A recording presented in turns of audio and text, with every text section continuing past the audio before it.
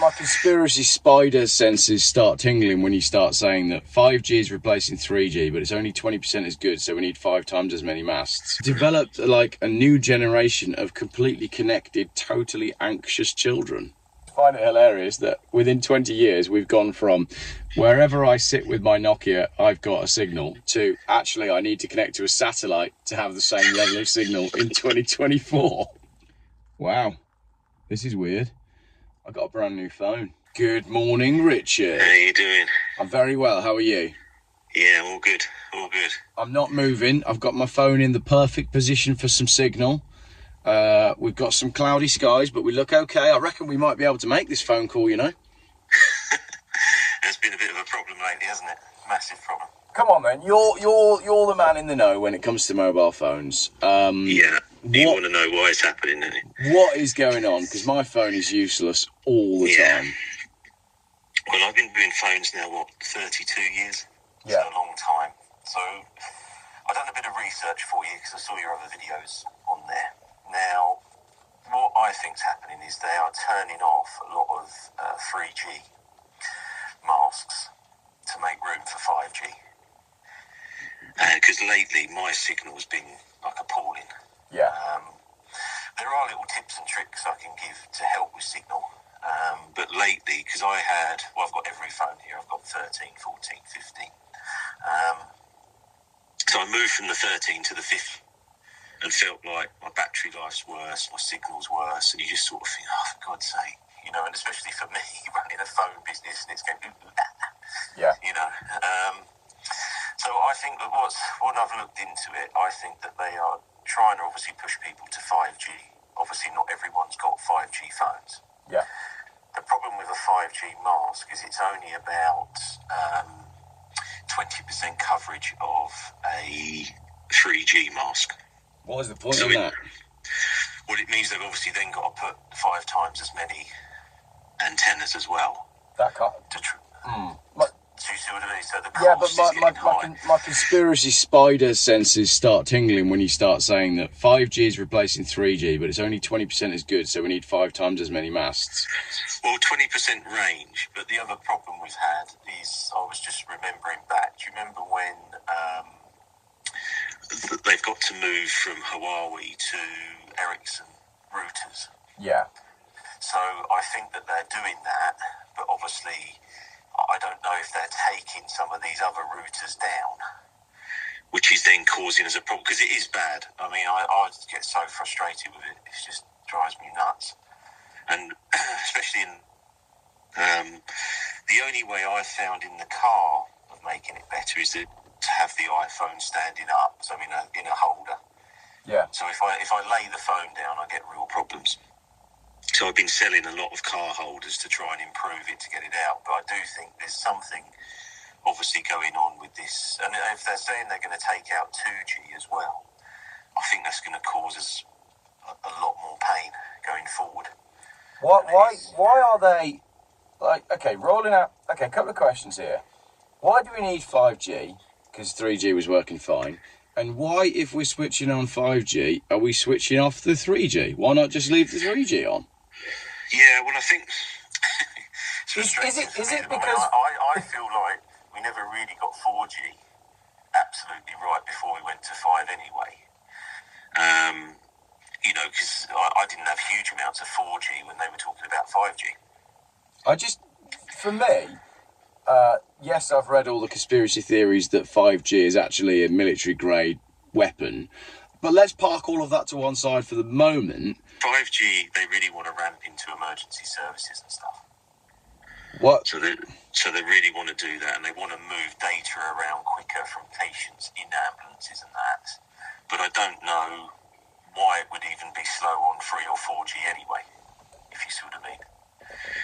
Yeah, absolutely. But the other side of that is, if they're telling us they want to introduce 5G so they can look after people better when they're in ambulances, well, they don't actually, you know, the people in power don't actually show anywhere else that they want to look after people. They're not interested in looking after people's health in any which way. So why would they now want to spend billions of pounds rolling out a new communication network so they can save more people? Doesn't seem to make sense, does it? Yeah, well, I think also it's just that they want to do this within towns. They want to move. I mean, but basically, as you know, they want more ability to know where we are and do stuff with it. I mean, I've seen obviously all the 5G presentations and stuff of what it is.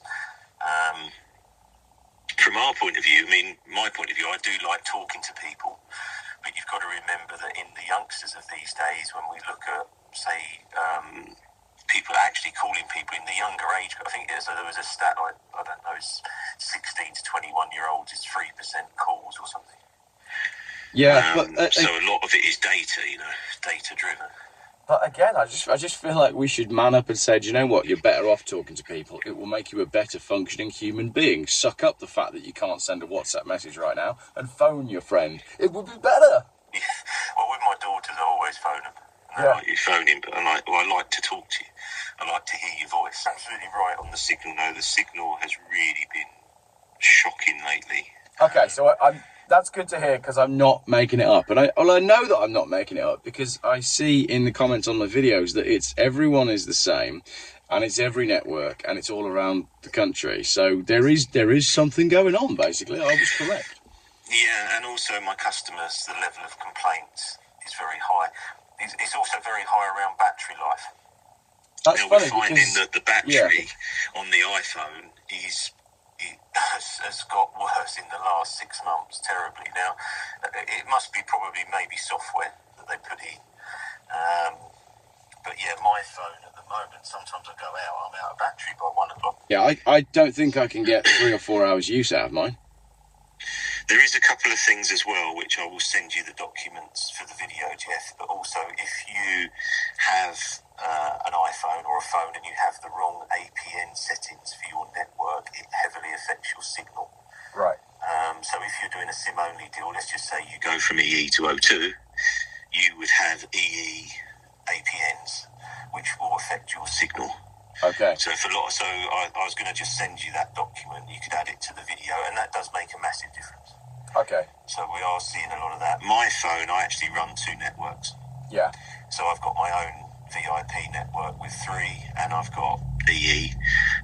That's how I use it. But the 3 network lately has been very poor. Right. Really poor. And I don't know what's going on there, but you're absolutely right. There is a problem there. And it is a real problem. It's like for me, sometimes you're trying to do a call, and in the end, I just think, just wait until I get home. I think that's the frustrating thing. Like for people who are out and about and on the road a lot, we used to be able to make phone calls from the car, and we no longer can. And what frustrates me is when, I'm not driving rurally. I might be on the M5, and my brother might be on the M40. And yet we cannot make a call. It's become a bit of a standing joke. Well, when you look at, let's go back to the good old days, but when you had a car phone, you had Mega Signal. Then we went to cradled car kits, which were just the best thing because you had an external antenna. You had a Nokia, 6110. Yeah. You had fantastic signal. I don't remember these problems. So we're now all this way on. Also, you've got to remember that Nokia used to put gold in the antennas. Right. Now, when you look at a build cost, so if you opened up a Nokia, you'd see it's gold because gold is the best way of getting signal. Yeah. So, but if you look at the cost, so if I said to you, say, an iPhone to them to make is $75. Yeah. I would doubt there's much sort of gold and material to boost signal. My other feeling was, obviously Apple don't really make any money from networks. Yeah. So do they invest more in the Wi-Fi area than the actual signal area? Because whenever I see an update, I'm always like, God, do something with the signal or battery life. I know that like the next phone is just crazy what they're putting in with AI. I don't know if you've seen that. But no, I try my very best not to look at the developments of AI. Okay, so the iPhone 16 terrifies me. Yeah, it's going to have a lot of AI in, and I'm seeing a lot of YouTube videos on that because obviously I've got to know what's going on, but people are very worried that they are getting too much data on us in an unregulated way because obviously it's trying to predict everything, isn't it? It just sends shivers down my spine, and I get to the point with all this technology stuff, and I've said this on videos before, where like at what point is enough? Will never be enough, will it? You know, we've got. It's like with the cars thing. We've reached a point with cars where we've got heated seats, electric windows, cruise control, traction control, ABS, electric mirrors. How much more did we actually need? Well, enough is when we don't drive at all. That's what they're trying, you know. Yeah. Which is just, but when is the point we can just have our own life? Do you know what I mean? Like, you know, when's the point that we're just happy just where we are? If you look back, I guarantee you now, if I spoke to my customers, and some of them have been with me 30 years, they go, that Nokia was the best phone I had. It had 4 days battery life. I could make a call. 6310i. Oh yeah, it's the best phone ever. Yeah, and they're still hundreds of pounds if you try and buy one. And I think, you know, I developed the children's SIM to help people and parents with their phones. You know, I'm really scared of what my daughters and that have on their phone. Yeah. You know, and we're seeing now that they want these, what they call dumb phones, but they're just like, you know, text and fun. Yeah. I mean, I was thinking about that the other day. I was thinking, because I took my daughter to the prom. Yeah. And she was on a... Don't tell me the signal's just You know, gone. who are you talking to? Well, they're all really anxious about the prom. And they're going backwards and forwards and backwards and forwards. And I thought, well, in my day, when I went out with my dad in the car, I would just talk to my dad, or we'd go, you know, there wasn't all this stuff is going on. So you're totally wired.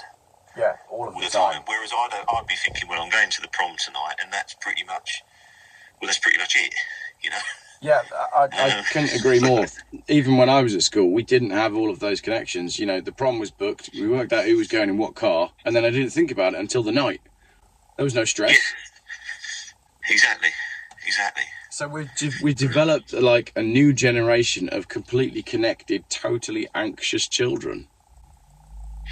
Yeah, and obviously, you know, there's no good newspapers, and everyone's relating to bad things. And it's not the best environment. I mean, I've turned off a lot of notifications at the moment, so there's so much on the news, the election, you know, everything's going. I thought, you know what, I'm just turning this off. Well, I don't have any notifications on for pretty much anything, and that's quite funny because I do miss things, like my bank card got stolen and someone was spending a load of money on my bank card and I didn't know about it. But the other side is, you know, when I hang out with Lee, the Mac Master, his phone bibs and he tells me the latest news story. And I'm thinking, I didn't want to know that story you just told me while we're drinking our coffee. So it's trying to find a balance as to what works for you, isn't it? Yeah, I think the technology has been great in some ways because it connects more people around the world, and it's made the world, you know, a smaller place, and you can interact with more people. It's just how, I don't know, I just feel like everything, the problem at the moment is, like, the other day I thought, well, I'm going to drive out, and I thought, you know what, I just don't want to talk to anyone. So I turned off my phone fully. Yeah. Got in the car, thought, you know, I can't even play any. Do you know what I mean? Yeah. I just thought, oh, for God's sake. I'm like, because, you know, in the old days we had CDs and you had that. It almost feels like you can't have any time to yourself because everything's so connected to it. I mean, when I turned the phone on, when I thought I'd just get a coffee, and I thought, come and pay for it. Yeah. I've got to now turn on my phone. Well, this is why I can't get away. This is why I now, since the John O'Groats challenge, I had a moment where I was in a new car, so I had no CDs, I had no nothing. All I had was my phone, and I spent 2 hours sat in traffic with absolutely no signal whatsoever.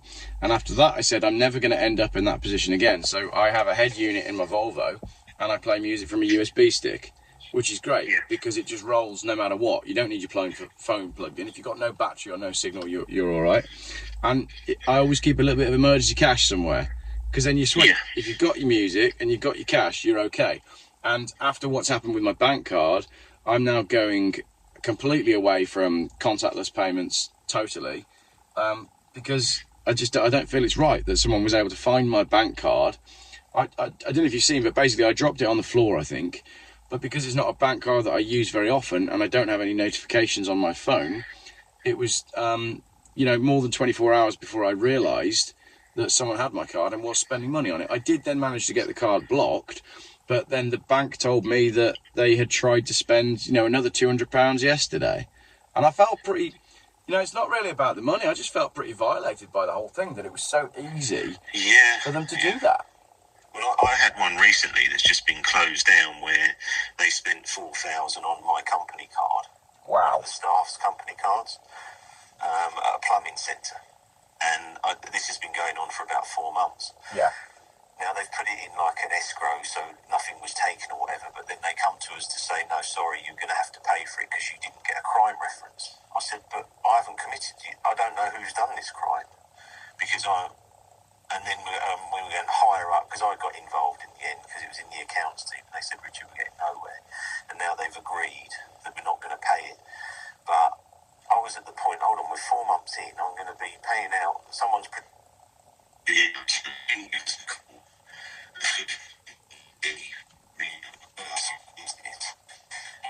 And the problem is, I'm finding that the stress level at the moment is very, very high. Richard's in his office. It's overdrawn. You're sat in an office not moving, and I'm in a car park not moving, and yet still I'm having moments where the signal's breaking. Oh, yeah. And this is what's happening across everywhere, isn't it?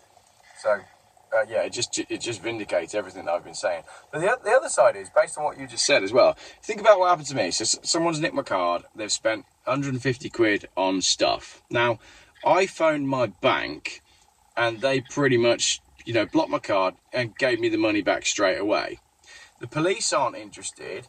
The shops aren't interested in giving the CCTV footage out. So the person that has committed that crime has absolutely not only got away with it scot-free, but they've got all the produce and merchandise that they purchased on my card. Who's paid for it? Well, the banks. I assume, like with this one, if they got... Because I was trying to say, well, if they used £4,000 on the card, what did they buy and where did it go? Absolutely, because there's well, I said to them, if you're going to charge me £4,000, that's fine. Where's all my plumbing stuff? Yeah, 100%. And so where is then the £8,000? Because there's now £8,000 involved, because the bank has had to find £4,000 to compensate you.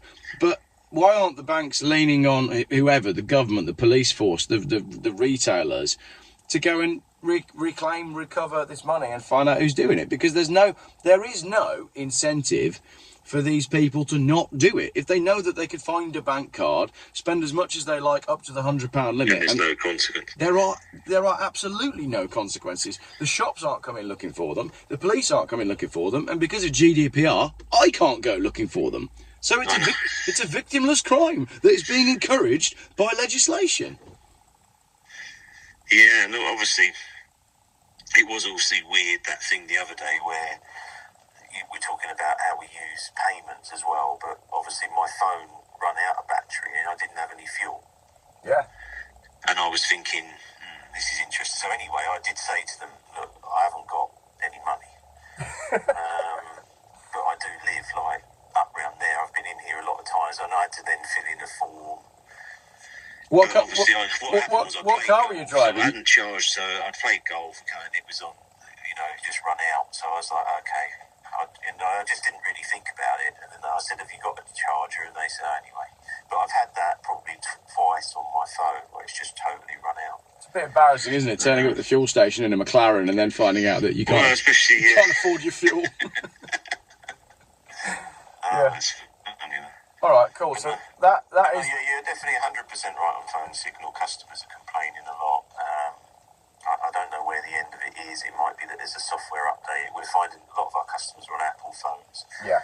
This battery is definitely a problem, and the signal. But I can keep you up to date with that because I've basically.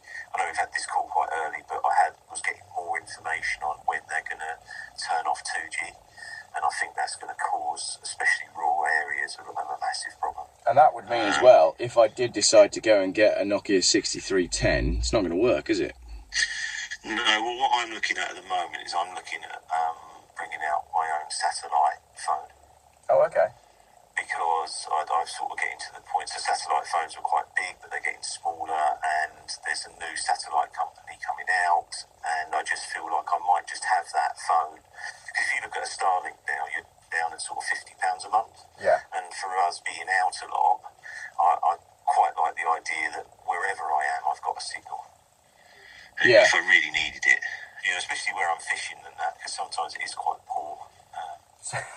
just find it hilarious that within 20 years we've gone from wherever I sit with my Nokia, I've got a signal, to actually I need to connect to a satellite to have the same level of signal in 2024. It's just everything seems to go backwards. Funny phones. I've got one of the old big phones, but it takes a SIM and it's got a camera. Yeah. And it'd be interesting what the signal is on that. But I would just prefer the phone to not be about design and be more about function. Like, obviously, the old phone did have a physical antenna. Yeah. And I think that does make a difference because like if I'm holding the phone now, I am holding the phone where the antenna is. Yeah. Because it's built on the side of the device. Yeah. Whereas I would just rather they said, look, there's a stubby area on the top, but I'll get decent signal. Yeah, 100%. But it has been appalling. Yeah. So you're 100% right. I've got two final questions for you. One, what is the best phone you can get at the moment? And two, it's a sort of two-sided question because I think we've covered off one part of it. I was going to say what was the greatest phone of all time, but I think we just agreed it was the 6310. And what was your favourite phone you ever had? So the phone at the moment, looking at, and I'm predominantly iPhone, so I use as probably 90% iPhone just because of the encryption and stuff. I'd probably say the iPhone 12 or 13. Yeah. And if it was me now, I'd probably go back to that. I didn't see any value in going 14 and 15. What are they on now? Is it 15 is the latest one? 15 is the latest, right. But I think the 13, I think was a really good phone. And there are different ones that, like, I think the 14's actually not that great. I don't know why, and maybe sometimes with batches of phones they change. But if you're on a 12 or 13, really, really good phone, iPhone. Okay. And then what do you say, greatest phone of all time? Yeah, or your favourite that you ever had? I really used to like the StarTAC. Oh, the Motorola StarTAC. Yeah, only because I just thought it was small. It was a flip phone. I think that was cool. And I remember that there was an 8850 Chrome Nokia. Yes. Yeah, there was. But probably my favourite, I don't know if anyone would guess it, but do you remember the banana phone? I remember the banana phone. I Yeah. used to really like that phone. So stuff like the old classic sort of phones. There's nothing. I mean, iPhones to me, it's very boring selling them. It's like selling TVs. They all just look the same. Whereas in the old days, when I was in my early 20s, I was working in mobile phone sales. I did a little stint with Vodafone. I did a stint with Phones for You, and I worked for a couple of independents. But back in those days, a manufacturer would come out with a new phone, and it would be totally different to anything else that was on the market. You had you had the Mars bar. The Mars bar phone, flip phone. You had and you used to wait and think the Razor, and now it's just like so boring. Yeah, Motorola even came out with one that rotated. You remember that? And the bottom half rotated upwards 180 degrees. They were so cool. The Motorola Razr was a great phone. I know. And they were small as well. Green world. They used to fit in your pocket. Remember when a mobile phone used to fit in your pocket? Yeah, brilliant. Oh God! But I'll keep you updated. I'll send you that document on APNs because that could help people. Okay, brilliant. Because if they've changed network and they haven't changed them correctly, it will cause a problem. All right. And then try and keep the phone facing up and get a car holder, and that'll be the best you can do. All right, lovely. Failing that, we need a time machine to go back 25 years. I'll get you a big satellite on top of your roof. I love that. Right. Thanks, Richard. Right. Cheers. Cheers, Geoff. Thanks. Bye. Bye.